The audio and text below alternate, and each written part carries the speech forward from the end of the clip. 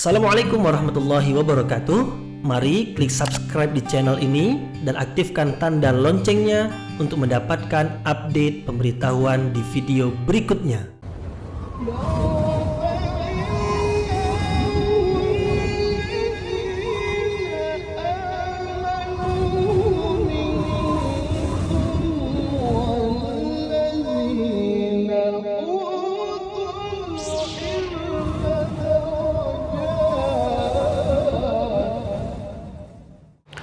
A'udzu billahi minasyaitonir rajim. Bismillahirrahmanirrahim. Assalamualaikum warahmatullahi wabarakatuh. Alhamdulillahirabbil alamin wa bihi nasta'in ala umurid dunya waddin. Nasta'inuhu wa nastaghfiruh wa na'udzu billahi min shururi anfusina wa min sayyiati a'malina. فمن يهده الله فلا مضل له ومن يضلل فلا هادي له أشهد أن لا إله إلا الله وحده لا شريك له وأشهد أن محمدا عبده ورسوله لا نبي بعده أما بعد. Kita bersyukur kepada Allah Subhanahu wa taala yang masih melimpahkan rahmat dan nikmatnya. Kita bersyukur dengan mengucapkan Alhamdulillahirabbil alamin.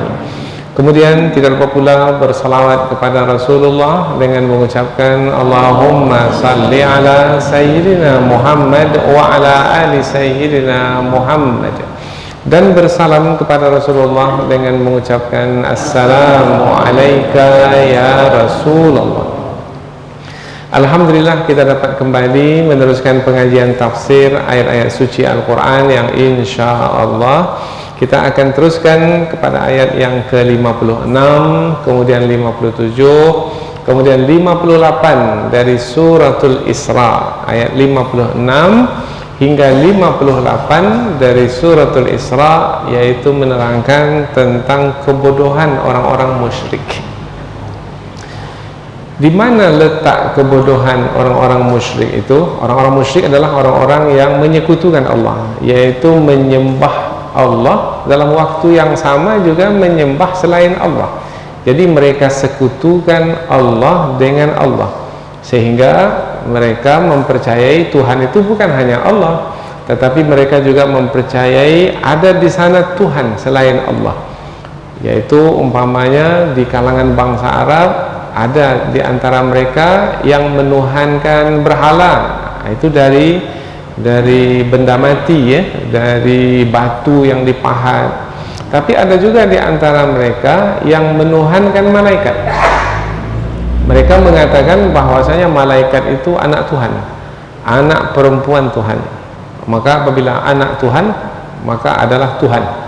Nah, sama juga di dalam kepercayaan orang-orang Kristen. Orang-orang Kristen menyekutukan Allah dengan Nabi Isa alaihi salam dengan mengatakan Nabi Isa itu anak Tuhan. Nah, mereka menyekutukan Allah dengan selain Allah, yaitu dengan manusia. Ada lagi di kalangan bangsa Arab juga sebahagian mereka menyekutukan Allah dengan bangsa jin.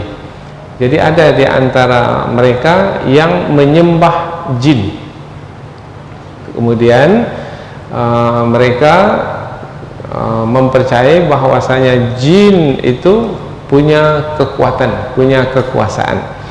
Maka dalam 3 ayat yang akan kita pelajari ini diterangkan bahwasanya kepercayaan yang seperti itu, yaitu kemusyrikan yang mereka lakukan itu adalah kebodohan, yaitu tidak mengenal yang sebenarnya memiliki kuasa ke atas alam semesta hanyalah Allah Subhanahu wa taala.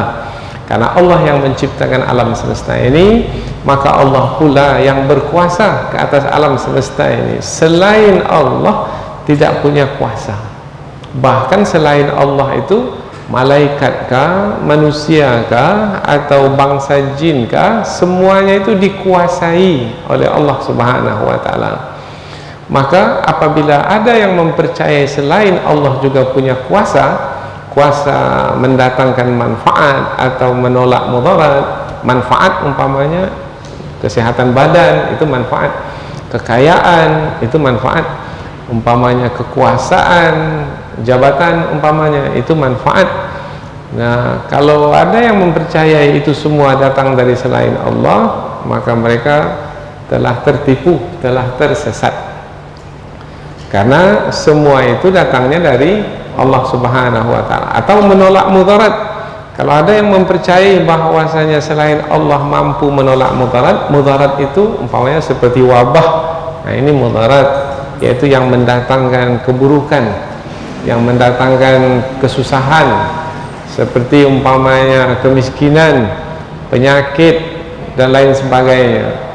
Nah, yang akan menolak mudarat itu hanyalah Allah Subhanahu wa taala. Selain Allah tidak punya kuasa menolak kemudaratan. Nah, sayangnya banyak orang-orang yang tidak mengenal Allah Subhanahu wa taala, seperti di kalangan bangsa Arab dan juga bangsa-bangsa yang lain, sehingga mereka menyembah selain Allah. Dulu di negeri Melayu atau di Nusantara ini banyak anak-anak tempatan di Nusantara ini yang menyembah selain Allah. Kononnya di kayu besar itu ada penghuninya, maka mereka menyembah kayu besar. Kononnya di batu besar itu ada penghuni, maka mereka meyakini bahwasanya yang memberikan manfaat menolak mudarat itu batu besar ini. Bahkan sampai hari ini masih juga kita menjumpai ada seremonial, ada ritual yang dilakukan oleh sebahagian orang di pantai selatan dari Jawa ini. Kononnya di sana ada ratu penjaga pantai selatan, Nyi Roro Kidul, sehingga mereka membuat ritual pada malam itu, kemudian entah menghanyutkan apa supaya sang ratu itu tidak marah, tidak murka. Nah, kalau marah berarti kan mendatangkan mudarat. Maka adalah kebodohan kalau mempercayai bahwasanya manfaat dan mudarat itu ada pada selain Allah. Yang punya kuasa berkaitan dengan manfaat dan mudarat itu hanyalah Allah Subhanahu wa taala saja. Kemudian di dalam ayat yang kita akan pelajari ini juga diterangkan bahwasanya malaikat yang disembah oleh sebahagian bangsa Arab itu, atau manusia atau jin, semua mereka itu mendekatkan diri kepada Allah.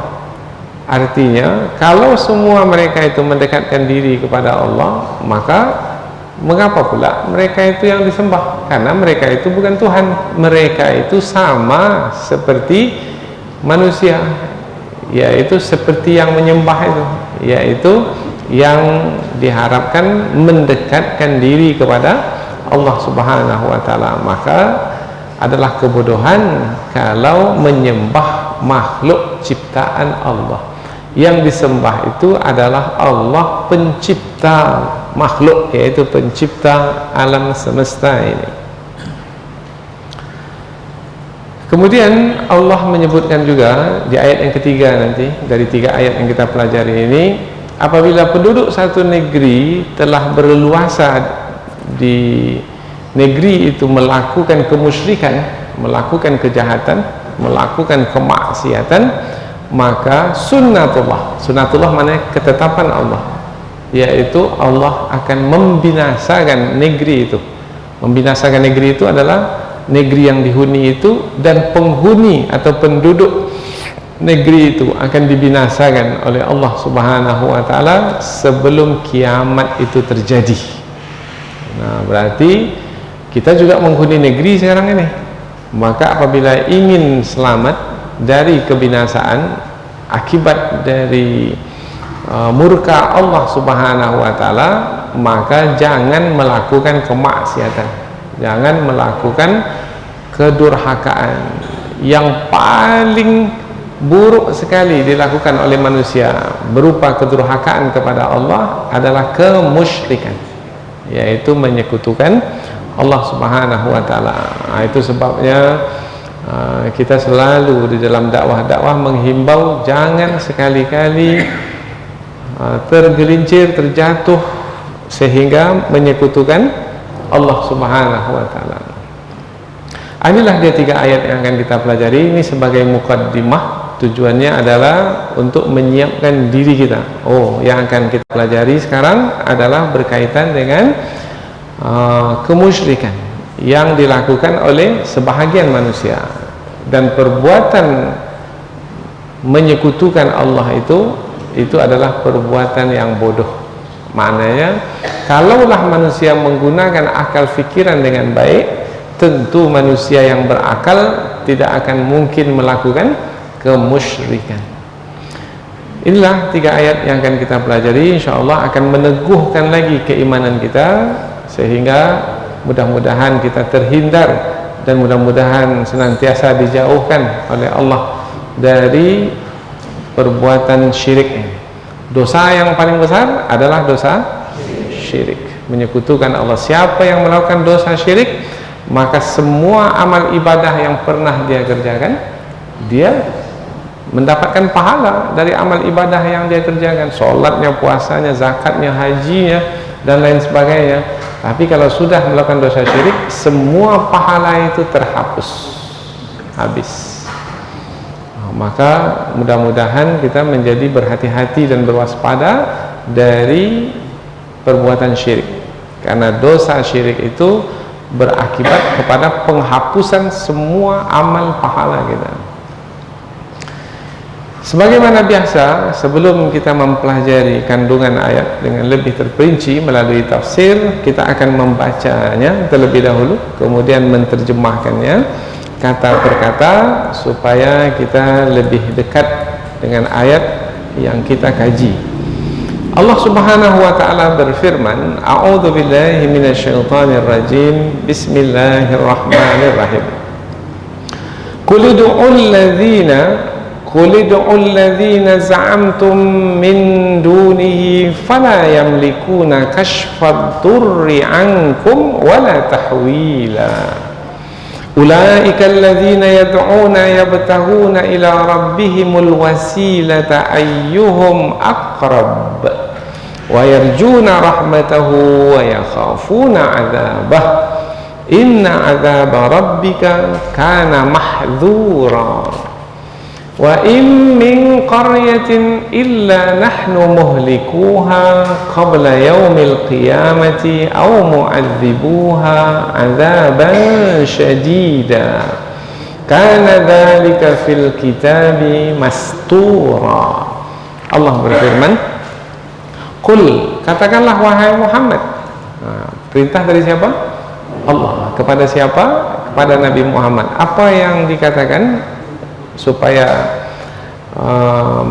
apa yang diperintahkan oleh Allah untuk dikatakan, ud'u, serulah, ud'u alladzina, orang-orang yang za'amtum, kamu mengira, min dunihi, selain darinya. Nya di sini adalah Allah, selain dari Allah.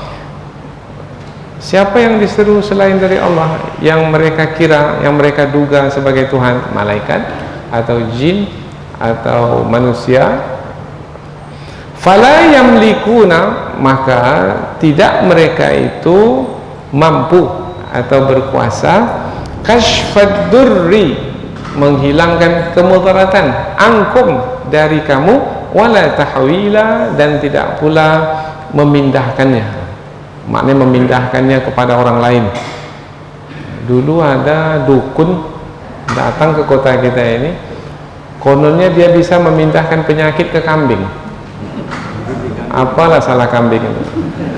Ya, disuruhnya kita membeli kambing, kemudian dia bisa memindahkan penyakit dari tubuh manusia ke kambing. Maka kita kan bohong, dusta. Bergelar ustadz, itu ustadz penipu. Karena apabila seseorang itu betul-betul berilmu, tidak akan mungkin melakukan perbuatan yang seperti itu. Ini ayatnya, wala tahwila, dan selain Allah itu tidak mampu memindahkan kemudaratan itu kepada yang lainnya. Katakanlah wahai Muhammad, perkataan berikut ini, serulah atau panggillah orang-orang yang kamu kira selain dari Allah itu sebagai Tuhan, maka sesungguhnya mereka itu tidak punya kuasa untuk menghilangkan kemudaratan darimu, dan juga tidak punya kuasa untuk memindahkan kemudaratan itu kepada orang lain. Ulaika, mereka itu, mereka yang dimasukkan di sini adalah yang diseru selain Allah, yang disembah selain Allah. Tadi kita sebutkan siapa saja yang disembah selain Allah dalam kepercayaan sebahagian manusia, malaikat, jin, mungkin juga manusia. Ada yang menuhankan Uzair, menuhankan Nabi Isa, ya, menuhankan orang-orang saleh. Mereka itu orang-orang yang diseru itu, alladzina yad'una, yang menyeru, yabtaguna. Kalau di sini ini kita langsung saja terjemahkan, yaitu mereka yang diseru itu, yaitu yang dianggap sebagai Tuhan itu, yabtaguna, mereka itu mencari ila rabbihim, kepada Tuhan mereka, al-wasilah. Al-wasilah ini maknanya kedekatan dengan Allah, atau boleh juga nanti dalam tafsir kita sebutkan kedudukan yang tinggi di sisi Allah. Ayyuhum aqrab, siapa di antara mereka yang lebih dekat kepada Allah. Jadi yang disembah itu pun berusaha masing-masing mereka itu untuk mendekatkan diri kepada Allah. Jadi kalau yang disembah itu beribadah kepada Allah, mendekatkan diri kepada Allah, maka bagaimana pula ada manusia yang menyembahnya? Itu yang kita sebut kebodohan itu tadi. Yarjuna wa yarjuna rahmatahu, dan mereka itu, yaitu yang mereka yang disembah itu seperti malaikat, jin, manusia itu mengharapkan rahmatahu, rahmat Allah. Jadi yang disembah itu pun menuhankan Allah. Wa yakhafuna azabah, dan mereka takut kepada azab Allah. Inna azab rabbika, sesungguhnya azab Tuhanmu, kana mahdzura, adalah yang ditakuti. Siapa yang tak takut kepada azab Allah? Yang beriman kepada Allah pasti takut kepada azab Allah. Wa in min qaryatin, dan tidak ada satu negeri pun, illa, kecuali, nahnu, kami, muhlikuha, membinasakannya, qabla yaumil qiyamah, sebelum hari kiamat, au mu'adzibuha, atau mengazabnya ini mengazab penduduk negeri, azaban syadida, azab yang dahsyat, kana dzalika, yang sedemikian itu, fil kitab, di dalam kitab suci, mastura. Ada juga yang menyebut di dalam kitab Lauh Mahfuz, yaitu kitab catatan takdir. Kitab catatan takdir maknanya qada dan qadar. Mastura, sudah menjadi ketetapan yang ditulis. Maknanya setiap penduduk negeri apabila melakukan kedurhakaan, maka Allah akan membinasakan negeri itu sebelum kiamat tiba. Itu sudah menjadi ketetapan Allah atau sunnatullah. Baik, itu baru terjemahan ya. Sekarang coba kita baca lagi terjemahan dari awal, dari ayat yang pertama, dari yang 3 ini. Kemudian setelah itu kita berikan tafsir ringkas. Setelah itu baru pindah ke penjelasan yang lebih terperinci. Katakanlah wahai Muhammad perkataan berikut ini kepada manusia, yaitu kepada orang-orang musyrik.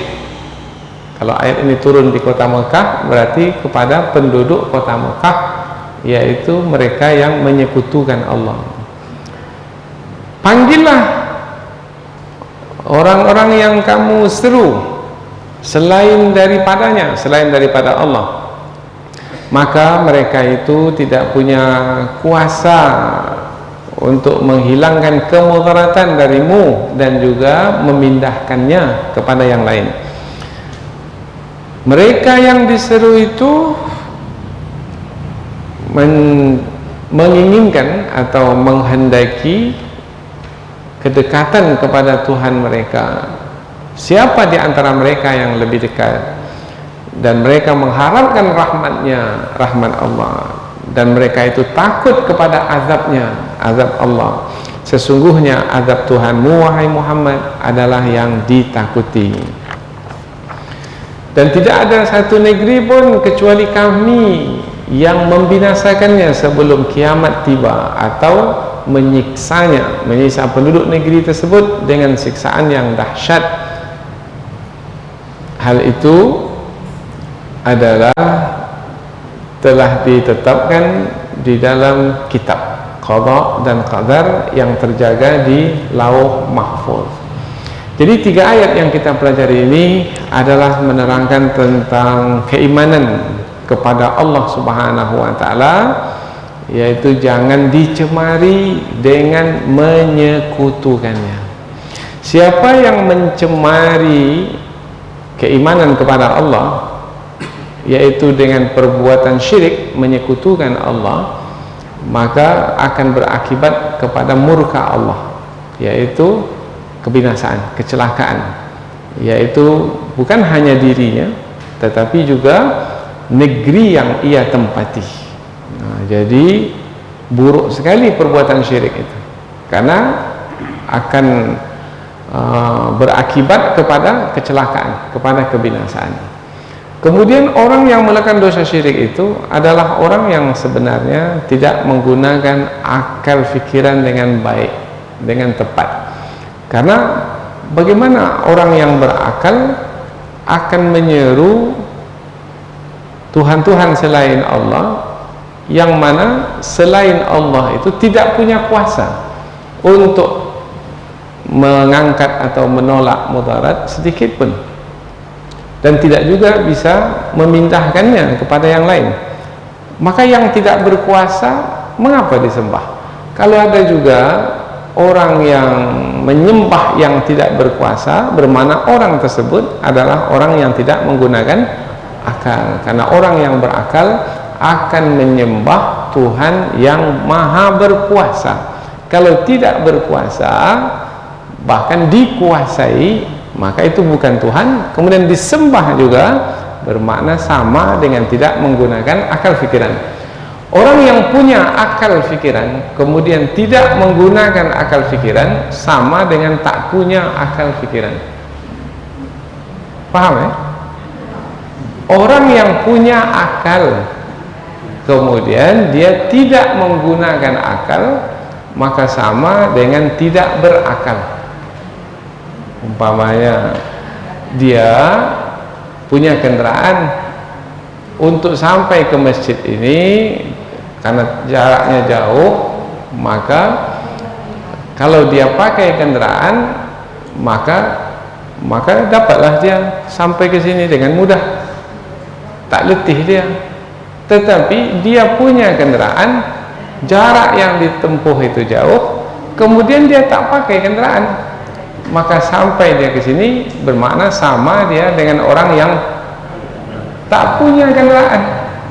Karena orang yang tak punya kendaraan kesininya jalan kaki, dia pula juga jalan kaki, padahal dia punya kendaraan. Maka orang seperti itu sama dengan tidak memiliki kendaraan.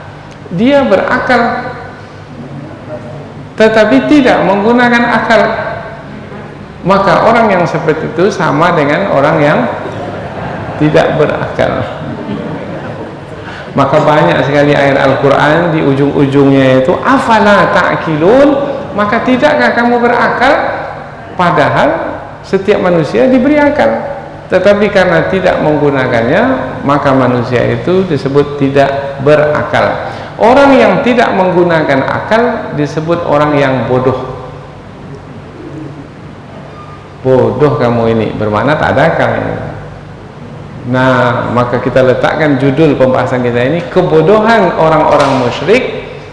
Kan orang musyrik itu orang pintar, dia punya akal, punya otak.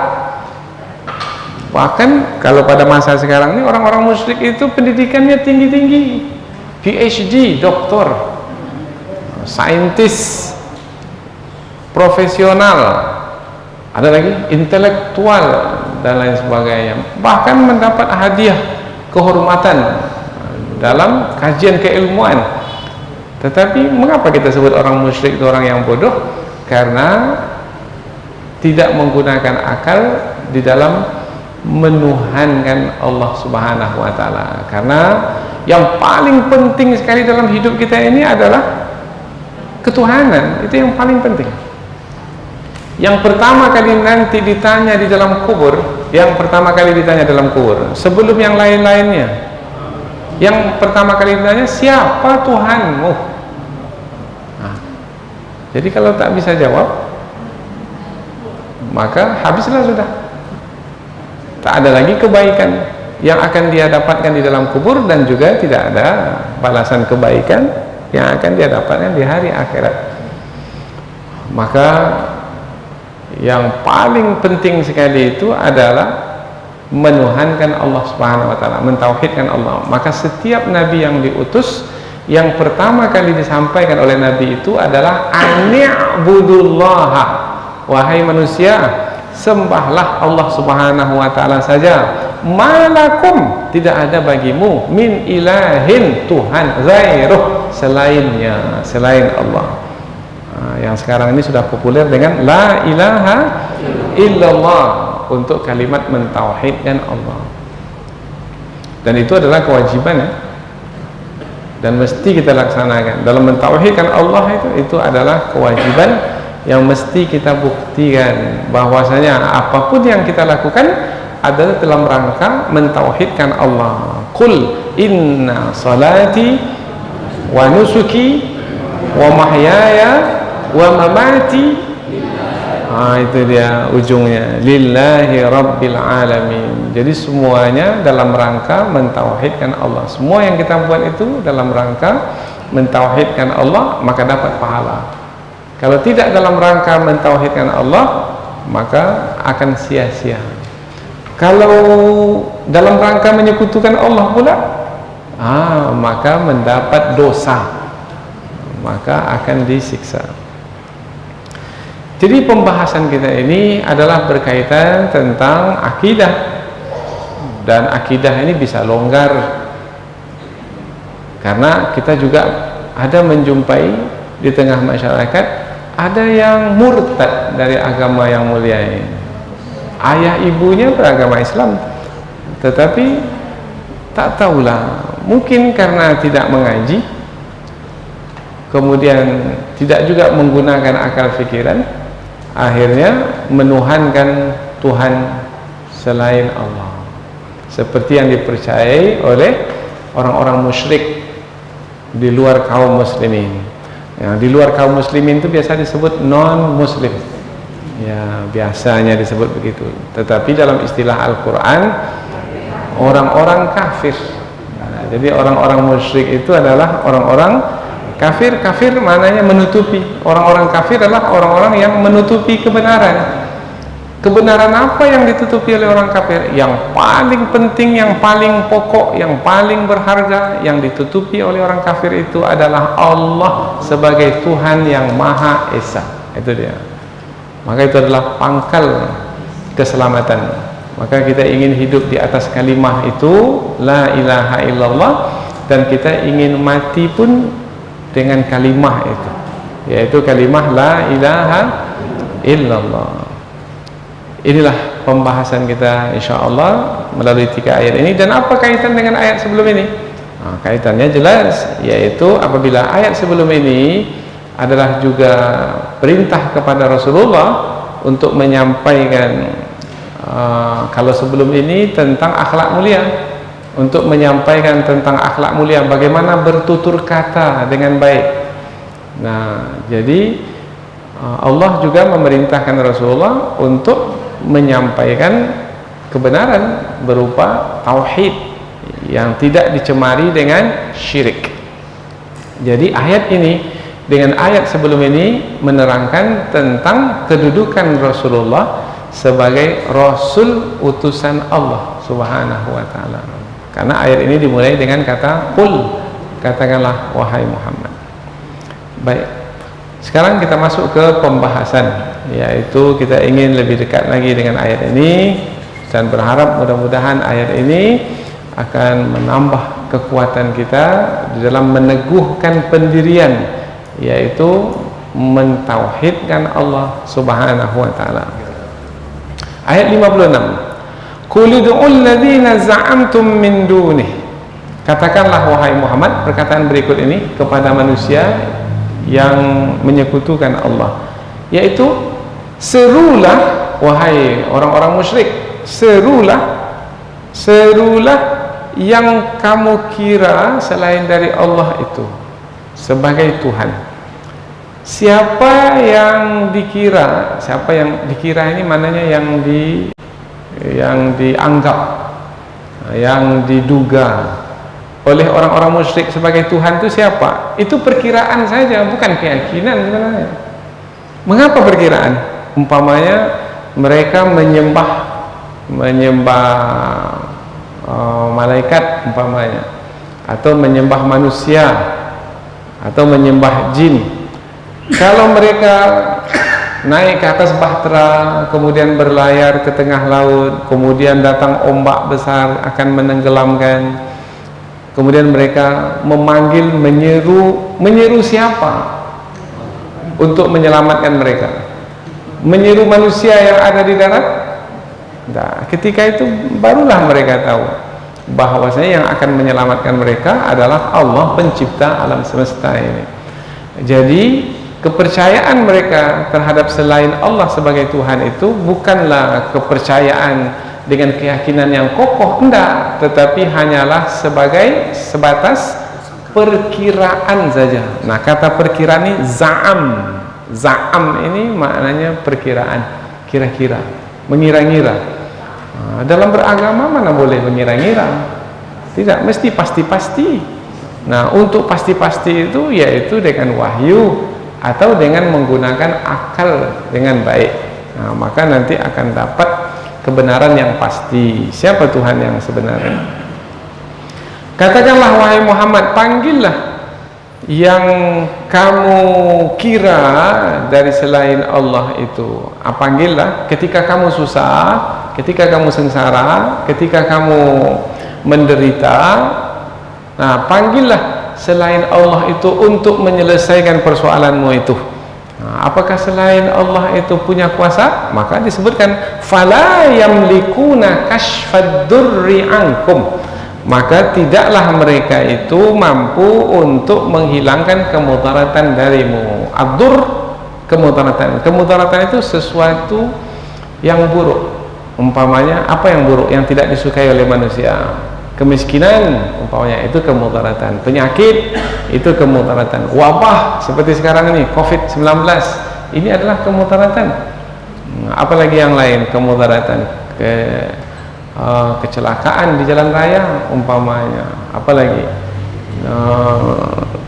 kegersangan karena kemarau panjang, itu semua adalah kemudaratan. Apakah selain Allah mampu untuk menyelesaikan, mengangkat, menghilangkan kemudaratan itu? Tidak. Kalau tidak mampu, mengapa sembah juga selain Allah itu? Maka jawabannya itu adalah karena kebodohan. Wala tahwila, dan juga selain Allah itu tak mampu untuk memindahkan kemudaratan itu. Bisa kita pindahkan. Jangan dokter umpamanya kalau adalah yang punya kuasa untuk memindahkan virus COVID-19 itu, jangan berikan kepada suami saya, kepada saya ajalah, biar saya aja yang mati. Bisa? Tidak. Tak ada yang bisa berkuasa untuk memindahkan kemudaratan itu kepada orang lain. Manusia tidak, malaikat tidak. Malaikat pun tidak? Tidak. Apa sebab? Sebab malaikat itu sebenarnya barulah berkuasa kalau Allah memerintahkannya untuk melakukan perbuatan.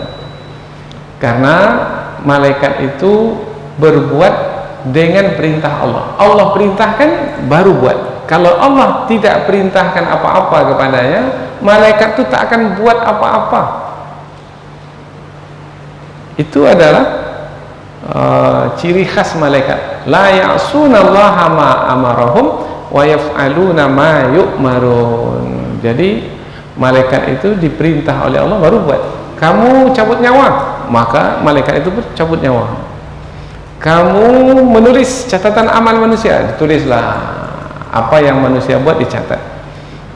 Kamu nanti meniup sangkakala, maka ada malaikat yang ditugaskan untuk meniup sangkakala. Allah perintahkan, barulah mereka berbuat. Kalau Allah tak perintahkan apa-apa, mereka tak buat apa-apa. Bermakna malaikat itu punya kuasa sebenarnya? Tidak.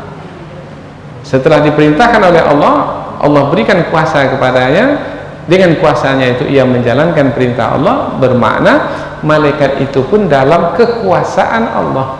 Maka yang semestinya disembah bukan malaikat. Kalau mau menyembah juga, wahai orang yang berakal, sembahlah Allah Subhanahu wa ta'ala yang memerintahkan malaikat itu. Tetapi karena orang-orang musyrik ini orang-orang yang tidak menggunakan akal, maka mereka menyembah malaikat selain Allah. Ayat berikutnya Allah terangkan pula tentang yang disembah oleh manusia itu, malaikat yang disembah oleh manusia, atau nabi yang disembah oleh manusia seperti Nabi Isa, atau jin yang disembah oleh manusia. Seperti apa mereka sebenarnya? Rupanya mereka sebenarnya adalah hamba-hamba Allah juga, yang juga mendekatkan diri kepada Allah. Jadi sebenarnya kalau ada orang musyrik itu menyembah malaikat, sebenarnya yang menyembah tak tahu sebenarnya yang disembah itu mendekatkan diri kepada Allah. Kita lihat ayat ini. Ulaika, mereka itu, yaitu yang disembah itu, yang diseru selain Allah itu oleh orang-orang musyrik, alladzina yad'un, mereka yang diseru oleh orang-orang musyrik itu adalah yabtaguna ila rabbihim, mereka itu menghendaki atau menginginkan kepada Tuhan mereka al-wasilah. Wasilah ini kedekatan. Jadi mereka menginginkan kedekatan dengan Allah. Kita juga menginginkan kedekatan dengan Allah. Untuk mendapatkan kedekatan dengan Allah, apa yang kita lakukan? Beribadah kepada Allah, melakukan ketaatan. Dengan ketaatan yang kita lakukan itu, kita mendapatkan kedekatan dengan Allah. Jadi sekarang ini kita salat yang kita kerjakan, majlis ilmu yang kita hadiri, Al-Quran yang kita baca, semua ini adalah untuk mendekatkan kita kepada Allah. Mudah-mudahan kita mendapat kedekatan dengan Allah. Tetapi siapa di antara kita yang paling dekat dengan Allah? Semua kita dekat insya Allah, tetapi ada yang paling dekat. Siapa yang paling dekat? Yang paling banyak beribadah kepada Allah. Seperti tadi yang umpamanya, sama-sama sekarang ini hadir di sini, tapi siapa yang paling dekat dengan Allah? Kalau kaitannya dengan kehadiran ini, yang paling cepat datang lah. Nah, itu yang paling cepat datang itu paling banyak pahalanya, karena lama dia beriktikaf di sini. Nah, yang paling banyak beribadah paling dekat dengan Allah. Yang paling ikhlas paling dekat dengan Allah. Kemudian yang paling khusyuk paling dekat dengan Allah. Satu lagi, yang paling sungguh-sungguh dalam beribadah itu adalah yang paling dekat dengan Allah. Maka yang hadir ini mana yang sungguh-sungguh? Nah, semua sungguh-sungguh, alhamdulillah. Tapi ada yang lebih sungguh-sungguh, yaitu menulis.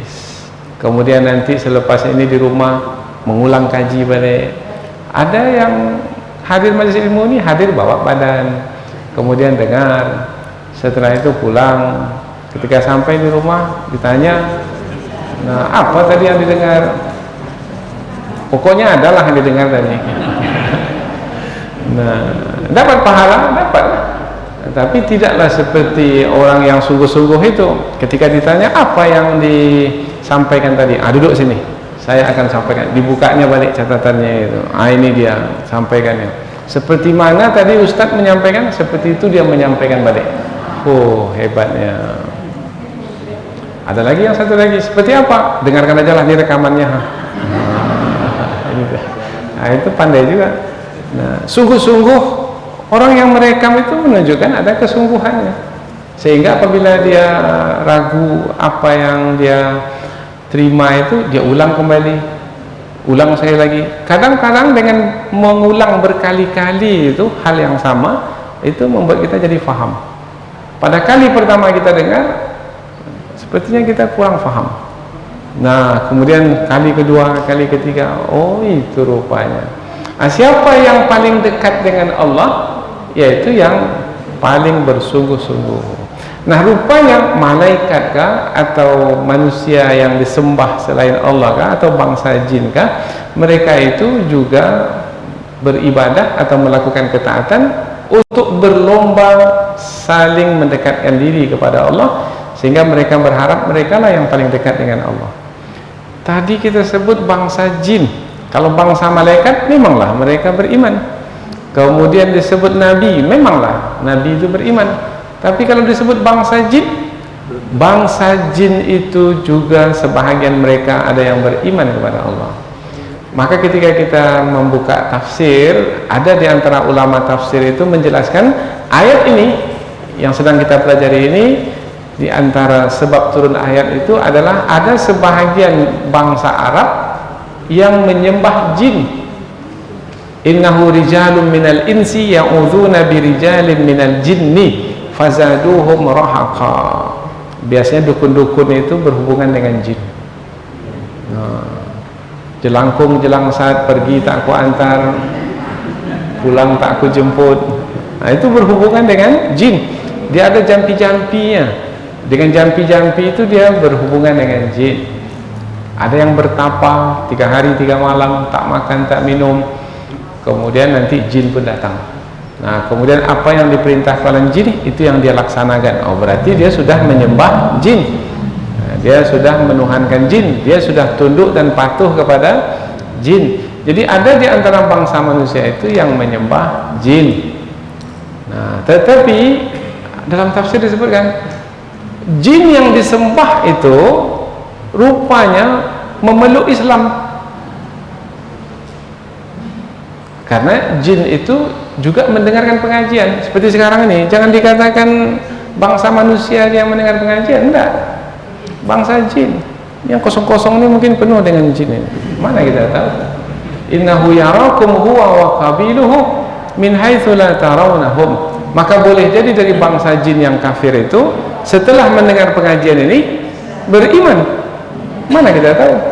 Karena dalam surah Al-Jin ada disebutkan minnal muslimun, di antara kami ada yang beragama Islam, ada yang masuk Islam. Bahkan ada di antara ulama hadis menyebutkan bahwasanya Rasulullah itu juga ada jin yang selalu mengikuti baginda, yang kerjanya itu untuk menggoda, kemudian mengganggu, kemudian membisikkan supaya Rasulullah tidak melakukan kebaikan. Nah, menyesatkan Rasulullah.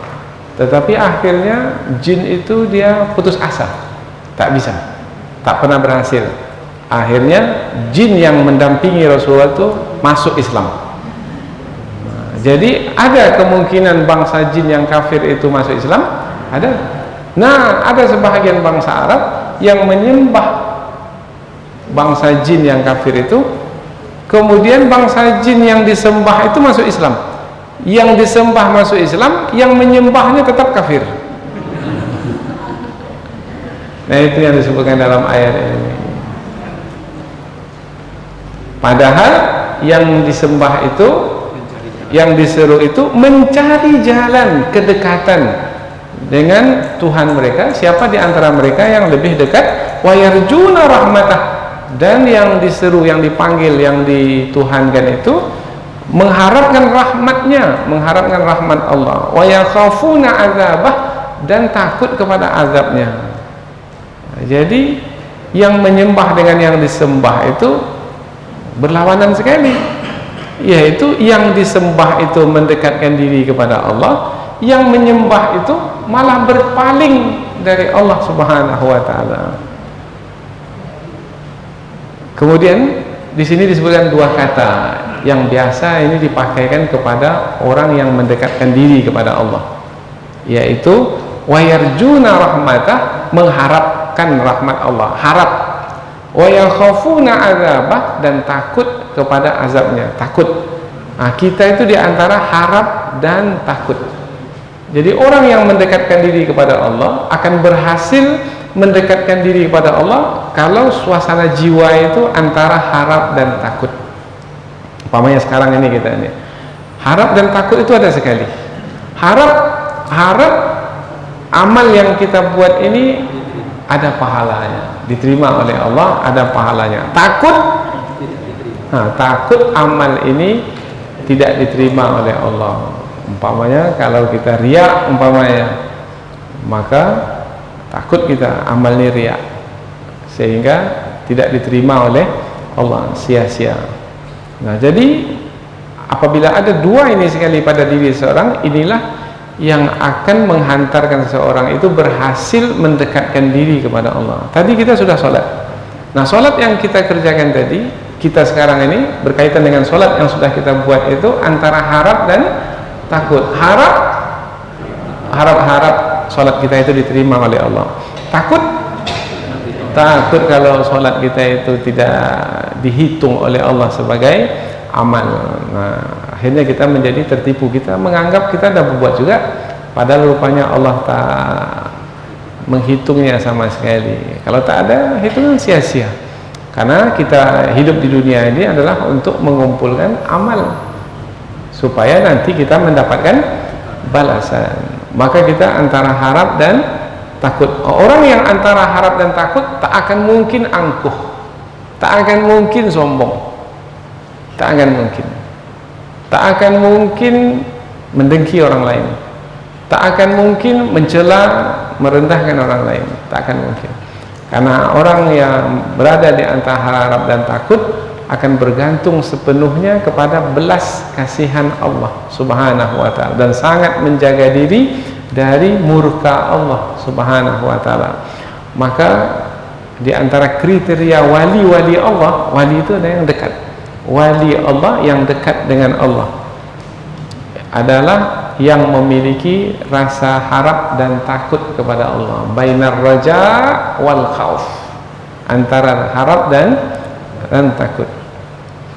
Yang paling kita harapkan apa? Dan yang paling kita takuti apa? Yang paling kita harapkan surga, yang paling kita takuti neraka.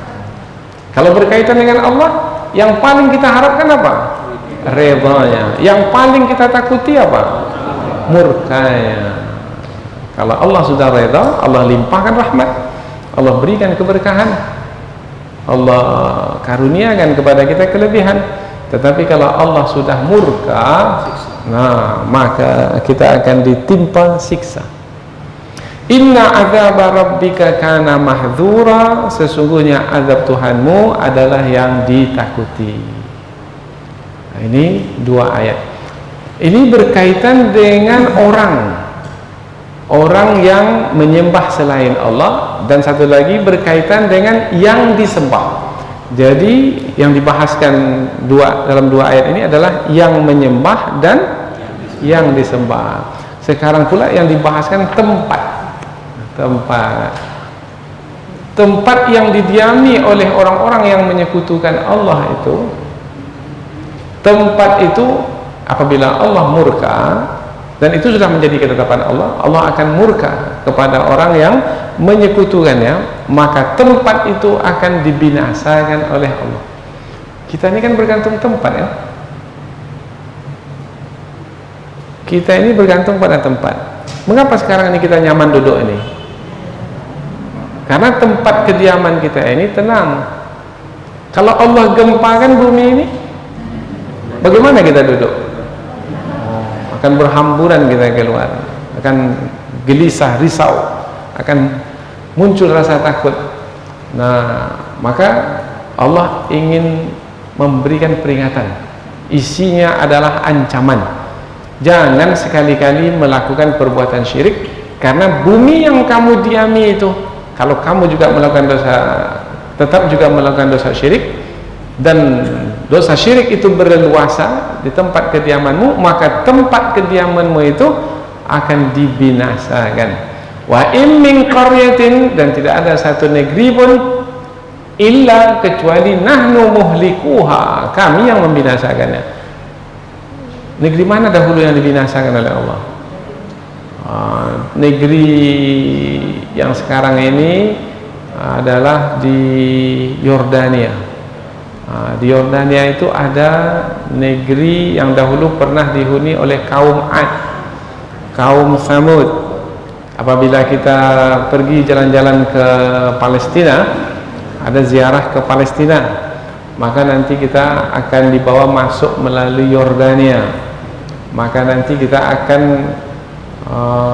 menempuh jalan di situ, dan biasanya kita akan dibawa ke tepi tempat kejadian kaum Samud dan kaum Ad dahulu yang dibinasakan oleh Allah Subhanahu wa taala. Bagaimana Allah membinasakannya?